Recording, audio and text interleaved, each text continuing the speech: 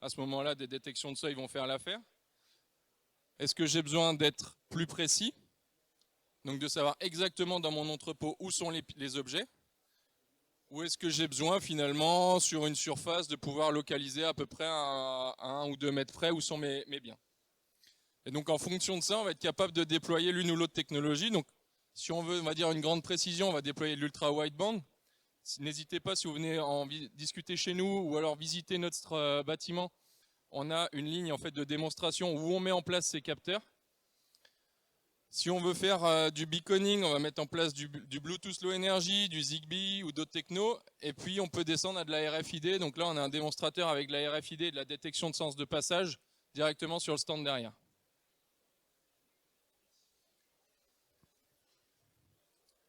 Qu'est-ce qu'on fait après? Donc si je reprends mon dessin initial, on va capter les infos. Donc on va mettre en place, choisir avec vous et déployer les bons capteurs. Et après, on va connecter ces capteurs. Comment? Là, ça dépend du besoin. Donc aujourd'hui, on repose beaucoup sur le protocole MQTT que vous devez normalement maintenant tout le monde connaître à peu près. Bon, ça a été un bon choix stratégique. On voit que ça prend le lead sur, on va dire, sur les échanges d'objets connectés. Donc là, soit on va mettre du broker en local, soit on va connecter à des brokers cloud. Et en fait, là où on est capable, c'est d'implémenter le MQTT soit dans un objet vraiment très bas niveau directement dans le capteur, soit de venir se connecter aussi avec des automates programmables industriels, du Siemens, du Schneider ou toute autre technologie. Qu'est-ce qu'on fait de ces données derrière? On va extraire les infos qui nous intéressent. Donc pour ça, on a un peu plus de 6 docteurs au sein de l'EngeLab qui travaillent sur les sujets de data analytique. Donc c'est pas moi l'expert, mais si vous venez derrière au stand, là on a Nassim qui saura vous en parler. Et donc finalement l'idée c'est d'avoir un gros lot de données, mais ça je vous apprends rien je pense. Et de ce gros lot de données, on va savoir déduire, finalement triguer des actions, dire bah voilà, là j'ai toutes ces mesures de température et finalement là mes machines sont en défaut. Ou alors finalement j'ai toutes ces pièces à cet endroit et peut-être que j'en ai plus ailleurs, donc il faut déclencher des ordres de fabrication. Donc voilà, donc l'idée c'est vraiment avec, soit avec, on va dire de la data analytique, pardon, soit avec des basiques seuils qu'on règle ensemble, voilà, qu'on connaît.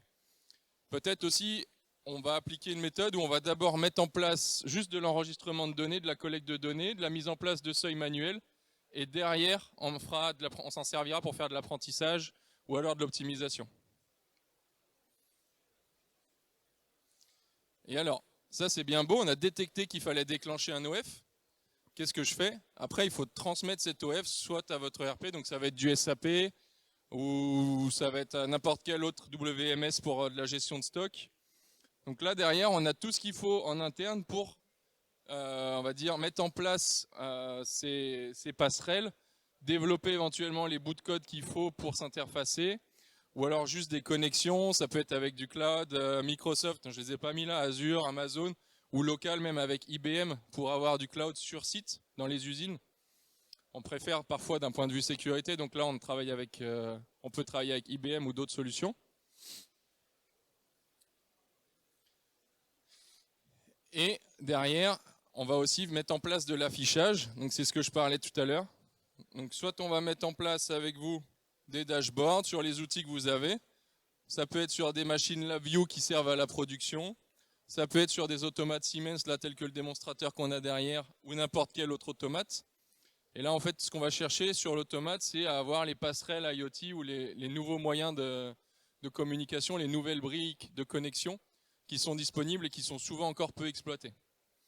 On travaille avec Siemens, Schneider et d'autres automates. Ou alors, encore développer sur mesure du dashboard en technologie web. Donc là, chez TNS, on a tout un bureau d'études de développement web. Ou alors s'interfacer et utiliser les outils qui sont déjà en place, parce que souvent il y a déjà plein de choses en place et le plus gros du boulot c'est de leur envoyer les infos et de faire les réglages. Voilà. Si je prends un petit exemple qu'on a mis en place sur notre usine de démonstration, donc à Schiltigheim, l'idée c'est de localiser finalement nos appareils de mesure. comme on est un bureau d'études, on a pas mal d'appareils de mesure qu'on va se partager, un scope qui est à gauche, qui va être à droite, un analyseur de réseau. Donc on leur a mis une petite balise ultra wideband. Toutes les balises sont connectées sur un broker MQTT qu'on a stocké sur une architecture Docker, mais en local. Ensuite, l'historique des positions est aussi archivé. Et derrière, on a une interface web qui permet de localiser mon oscilloscope. Ça paraît rien comme ça, mais quand je cherche un scope, c'est vite des minutes, des heures de perdu. Et derrière, c'est du temps et de l'argent qu'on perd.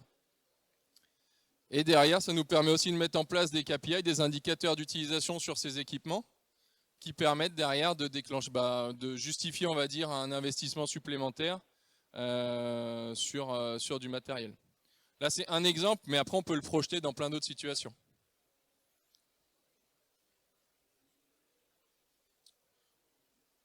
C'est tout pour moi. Donc, si vous avez des questions, on peut en discuter. N'hésitez pas surtout à venir nous rencontrer au stand K17 qui est juste derrière.